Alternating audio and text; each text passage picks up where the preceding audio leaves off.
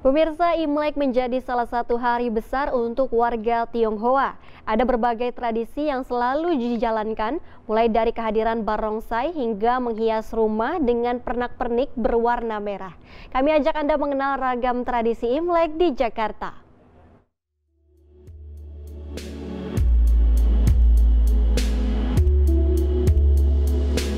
Imlek atau Tahun Baru Cina merupakan salah satu hari besar yang dirayakan oleh warga Tionghoa. Perayaan Tahun Baru Imlek dimulai pada hari pertama bulan pertama di penanggalan Tionghoa dan berakhir dengan Cap Gome atau tanggal ke-15 pada saat bulan purnama. Imlek memiliki berbagai tradisi yang selalu dijalankan hingga saat ini. Salah satu tradisi yang paling populer adalah barongsai.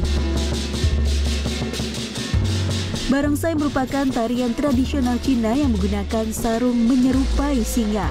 Biasanya barongsai dipertunjukkan pada Hari Raya Imlek dan menjadi tradisi tahunan pada peringatan besar tersebut. Singa dalam kebudayaan Tionghoa melambangkan kekuatan, kebijaksanaan, dan keunggulan. Singa barongsai diharapkan dapat membawa keberuntungan pada Hari Raya Imlek. Di Jakarta, salah satu yang ternama ialah grup barongsai Kong Ha Hong. Bernama lengkap Kong Ha Hong Lion Dance Troupe. Tim besutan Ronald Syarif rutin tampil selama perayaan Imlek di berbagai mal dan pusat perbelanjaan di Jabodetabek.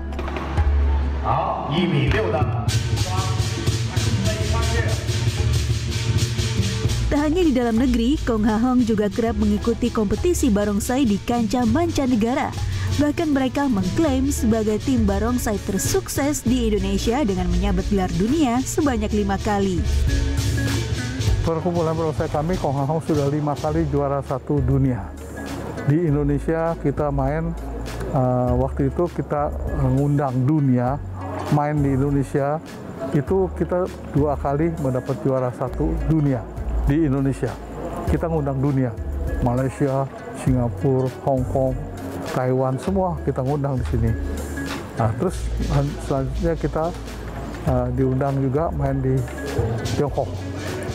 Nah, jadi kita total yang terakhir ini 2 tahun yang lalu kita ada kejuaraan di Tiongkok, kita ikut kejuaraan sana, kita mendapat juara 1. Jadi total kami telah 5 kali mendapat juara 1 dunia.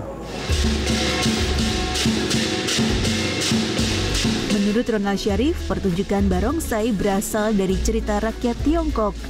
Awalnya barongsai bertujuan untuk mengusir roh jahat yang digambarkan dengan sosok Nian. Nian merupakan binatang legendaris yang ditakuti oleh penduduk desa pada malam Tahun Baru Imlek. Meski dikenal sebagai sebuah kesenian dan kebudayaan asal Tiongkok, Kong Ha Hong tak membatasi siapa saja yang mereka rekrut. Berbagai suku, ras, dan agama dipersatukan tanpa memandang latar belakang keturunan. Beberapa anggota tim yang mengikuti kejuaraan dunia bahkan merupakan seorang Muslim. Mungkin karena hobi dulu kecil. Kalau aku kan dulu kecil di tempat kayak pencinannya Jakarta gitu, di Glodok. Dulu kayak ada arak-arakan itu, kayaknya rasanya pengen main itu barongsai, pengen tahu tentang barongsai, pengen tahu semuanya. Jadi pas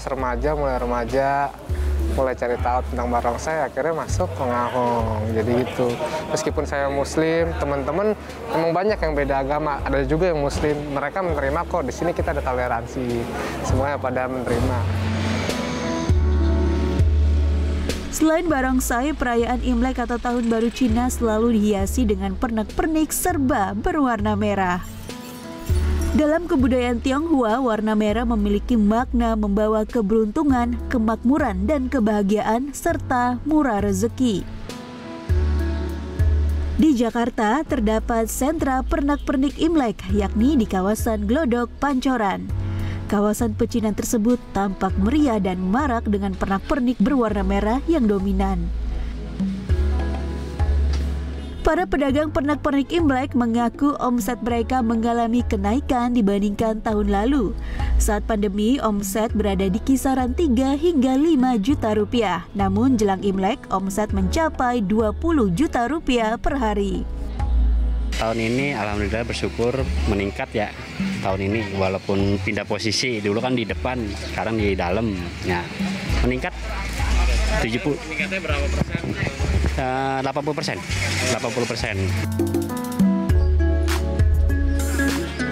Untuk harga, para pedagang mematok harga yang bervariasi mulai dari Rp5.000 hingga Rp2.000.000. Seperti contohnya angpau motif sio kelinci yang dijual seharga Rp5.000 per lembar. Ini semua tempel-tempelan, buat tulian buat pintu, lampu-lampu beginilah. Nih angpau nih yang nomor 1. Ini nih. Amplop. Itu paling laku. Iya, ini yang biasanya dijualnya dari harga berapa sampai berapa sih? dari harga 5.000-an, ada yang 10.000-an, ada juga yang 15.000. Selain kawasan Glodok Pancoran, ada daerah lain di Jakarta yang juga ramai menjelang perayaan Imlek. Daerah ini terletak di sepanjang Jalan Rawabelong, Jakarta Barat. Uniknya, para pedagang dan pembeli tidak didominasi oleh keturunan Tionghoa saja, namun oleh orang asli Jakarta atau warga Betawi. Setiap memasuki perayaan Imlek, daerah yang dikenal sebagai sentra perdagangan bunga tersebut ramai dipenuhi penjual ikan bandeng. Para pedagang musiman ini menempati lapak-lapak kecil di pinggir jalan menjual ikan bandeng berukuran besar. Setiap menjelang perayaan Imlek, orang Betawi di kawasan Rawabelong memiliki tradisi mengirimkan ikan bandeng kepada orang tua, mertua, maupun sanak saudara. Tradisi ini merupakan bentuk doa dan harapan, semakin besar ikan yang diantarkan, semakin besar rezeki yang didapatkan. Memang setiap Imlek, setiap tahun, memang udah umumnya.